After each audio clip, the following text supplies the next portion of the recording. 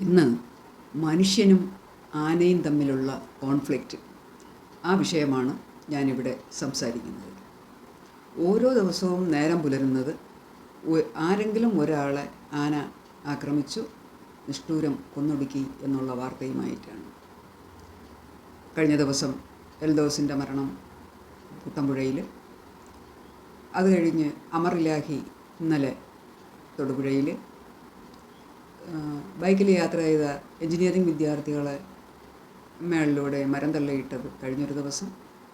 ഇങ്ങനെ കേരളത്തിൻ്റെ അങ്ങോളം ഇങ്ങോളം വനാതിർത്തികളിൽ ആനയുടെ അക്രമം അല്ലെങ്കിൽ ആക്രമണം പെരുകി വരുന്നു. അപ്പോൾ ഇതെന്തുകൊണ്ടാണ്? മുൻപ് കാലങ്ങളിൽ ഇല്ലാത്തതിനേക്കാൾ കൂടുതലായിട്ട് നാട്ടുകാരുടെ സാക്ഷ്യം അതാണ്. ഇപ്പോൾ 4-5 വർഷമായിട്ടാണ് അല്ലെങ്കിൽ 5-6 വർഷമായിട്ടാണ് ഇത്ര കൂടുതൽ ആനയുടെ ശല്യം. എന്തുകൊണ്ട് ഈ പരാക്രമം? ആന കാട് വിട്ട് നാട്ടിലേക്ക് ഇറങ്ങുന്നതിൻ്റെ കാരണങ്ങൾ എന്താണ്? അതിനെന്ത് പരിഹാരം? ആ പരിഹാരങ്ങൾ ഇവിടെ അധികാരികൾ കൈക്കൊണ്ടിട്ടുണ്ടോ? ഏതുവരെയായി? എത്ര ശതമാനം നടപ്പാക്കി? അത് സക്സസ് ആയില്ലേ? സക്സസ് ആകാത്തത് കൊണ്ടാണോ വീണ്ടും ആന ഇറങ്ങി മനുഷ്യനെ ഉപദ്രവിക്കുന്നത്? അപ്പോൾ ഞാൻ 2017 ഒരു റിപ്പോർട്ട് കാണാനിടയായി. അതിൽ പറയുന്നത് ഇതിൻ്റെ കാരണങ്ങൾ: വനാതിർത്തി മനുഷ്യൻ കയ്യേറുന്നു, അപ്പോൾ വനവിസ്തൃതി കുറയുന്നു. പിന്നെ ആഹാരത്തിൻ്റെ അഭാവം, അതുപോലെ തന്നെ വെള്ളത്തിൻ്റെ കുറവ്, ഇതൊക്കെ കൊണ്ട് ആന നാടിറങ്ങുന്നു. ഇതിൽ ഇന്ത്യയിലാണ് ഈ ഏഷ്യൻ ആനകളിൽ ഏറ്റവും കൂടുതൽ ഉള്ളത്. 70% ഇന്ത്യയിലെ പല സ്റ്റേറ്റുകളിലുമായിട്ടാണുള്ളത്. ഓരോ വർഷവും മനുഷ്യനും ആനയും ഏറ്റുമുട്ടലിൽ 500ഓളം പേർ മരണപ്പെടുന്നു. 10,000-1000ഓളം വീടുകൾ ജനവാസ മേഖലയിലേക്ക് ആന കടന്നു വരാതിരിക്കാൻ വേണ്ടി ട്രെഞ്ചസ് കുഴിക്കാം, ഹാങ്ങിങ് ഫെൻസ്, റബിൾഡ് വാൾസ്, അതുപോലെ solar powered electric fence, community electric fences, beehive fences, chilli fences, bio fences, concrete barriers, bridges, additional base and opaque barricades. ഇതൊക്കെയാണ് റെസ്ട്രിക്ഷന് വേണ്ടി നിർദ്ദേശിച്ചിട്ടുള്ളത്. പിന്നെ മോണിറ്ററിങ് എലഫൻസ്, അതിൽ റേഡിയോ കോളർ, വാച്ച് ടവർ അല്ലെങ്കിൽ മെത്തേഡ്സ് ആനയെ തിരിച്ചയക്കാനോ അല്ലെങ്കിൽ അവരുടെ ആവാസ സ്ഥലത്ത് തന്നെ നിർത്താനോ ആവശ്യമായിട്ട് relocating villages and securement of elephant corridors, guiding elephants back home. പിന്നെ drum beating, fire crackers, bee, lion, tiger sounds, alert വയ SMS and WhatsApp, loud speakers ഉപയോഗിച്ച് അലേർട്ട് കൊടുക്കാം. ഇങ്ങനെയൊക്കെയാണ് ആന എന്തുകൊണ്ട് കാടുവിട്ടിറങ്ങുന്നു, അതിനുള്ള പരിഹാര മാർഗങ്ങൾ, ആനയെ തിരിച്ച് കാട്ടിലേക്ക് അയക്കാനുള്ള പരിഹാര മാർഗങ്ങൾ, കടന്നു വരാതിരിക്കാനുള്ള പരിഹാര മാർഗങ്ങൾ, അഥവാ കടന്നു വന്നാൽ തിരിച്ചയക്കാനുള്ള ഇതൊക്കെയാണ് ആ റിപ്പോർട്ടിലെ നിർദ്ദേശങ്ങൾ. അപ്പോൾ നമ്മുടെ അധികാരികൾ നമ്മുടെ നാട്ടിൽ ഇത് എത്രത്തോളം സക്സസ് ആണ്, ഇത് ഇംപ്ലിമെൻറ്റ് ചെയ്തിട്ടുണ്ടോ? ഒരു 40% സക്സസ് ആണെങ്കിൽ ഇത്രയും പ്രശ്നം നമ്മുടെ നാട്ടിൽ വരത്തില്ല. ഇപ്പോൾ ഡെയിലി ആന ഓരോ ഏരിയയിലും ഓരോ വില്ലേജിലും ഓരോ വീട്ടിലും വന്നെത്തി നാശനഷ്ടം ഉണ്ടാക്കുന്നു, ഓരോ വിളകൾ നശിപ്പിക്കുന്നു, ഓരോ ആളുകളെയായിട്ട് ആന ആക്രമിച്ച് കൊല്ലുന്നു എന്ന് പറഞ്ഞാൽ നമ്മുടെ സംവിധാനങ്ങൾ പര്യാപ്തമല്ല എന്ന് മനസ്സിലാക്കണം.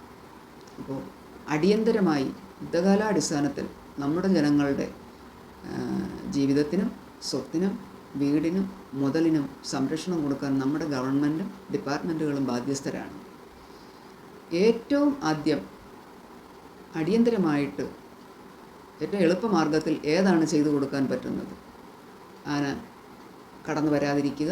അതിനുള്ള വഴി തടയാൻ ആദ്യം ട്രഞ്ചാണോ കുഴിക്കേണ്ടത്? അങ്ങനെയാണെങ്കിൽ ട്രഞ്ച് കേരളത്തിൽ അങ്ങോളം ഇങ്ങോളം വന അതിർത്തികളിലെല്ലാം കുഴിക്കേണ്ടി വരും. അപ്പോൾ അതൊരു വലിയ ലേബറായിരിക്കും, വലിയ മാൻ പവർ വേണ്ടി വരും.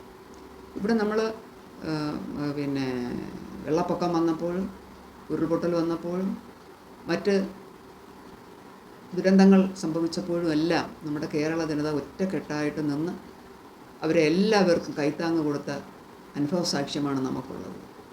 അതുപോലെ തന്നെ നമ്മുടെ വനത്തോട് ചേർന്ന് ജീവിക്കുന്ന ആ സാധു മനുഷ്യർക്കും ഒരു കൈത്താങ്ങ് കൊടുക്കാൻ നമ്മളിലുള്ള സന്നദ്ധ പ്രവർത്തകരും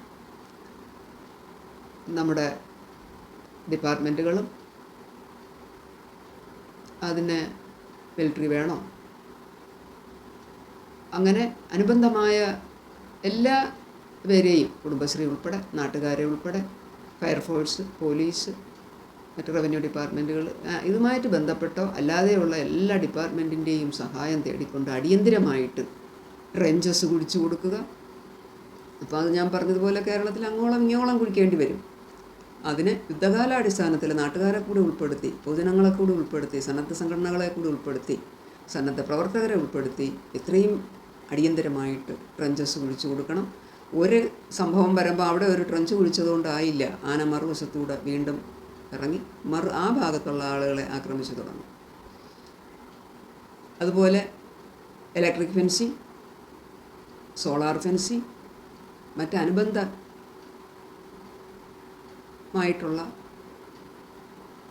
പരിഹാരമാർഗങ്ങളും അവിടെ ലാഭേച്ഛ നോക്കാതെ, സാമ്പത്തികം നോക്കാതെ ഒരു ദുരന്തമായി കണ്ട് എത്രയും പെട്ടെന്ന് നടപ്പാക്കി കൊടുക്കണം.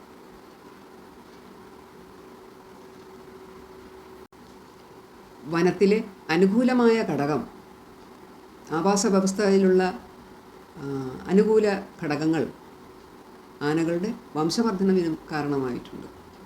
അതുകൊണ്ട് തന്നെ വനവിസ്തൃതിക്കനുസരിച്ച് അവയുടെ വംശവർദ്ധനയും നിയന്ത്രിക്കേണ്ടതുണ്ട്. വന്ധ്യംകരണം ചെയ്ത് പ്രൊപ്പോർഷനേറ്റായിട്ട്, ആണിനെയും പെണ്ണിനെയും പ്രൊപ്പോർഷനേറ്റായിട്ട് വന്ധ്യംകരണം ചെയ്ത് അടുത്ത ഒരു 5 വർഷത്തേക്ക് വേണ്ട അവരുടെ സംഖ്യ, പോപ്പുലേഷൻ നിയന്ത്രിച്ച് നിർത്തി.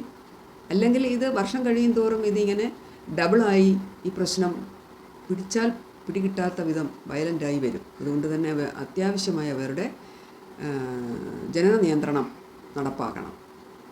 അതുപോലെ ഫോഡർ, തീറ്റ കൃഷി ചെയ്യുന്നതിനും അത് ഏരിയ തിരിച്ച്, മറ്റ് രാജ്യങ്ങളിലൊക്കെ ചെയ്യുന്ന പോലെ ഏരിയ തിരിച്ച് ട്രഞ്ചസ് കുഴിച്ച് സെപ്പറേറ്റ് ചെയ്ത്, അപ്പോൾ ഒരു ഭാഗത്ത് അവർ ആഹാരം കഴിച്ച് അത് ഏകദേശം തീരുമ്പോൾ, ആഹാരം കഴിക്കുക മാത്രമല്ലല്ലോ, ചവിട്ടി മെതിച്ച് പൊട്ടിച്ച് അങ്ങനെയാണല്ലോ, അപ്പോൾ അത് തീരുമ്പോൾ അടുത്ത സ്ഥലത്തെ നമ്മുടെ കൾട്ടിവേഷൻ റെഡിയായി വരും.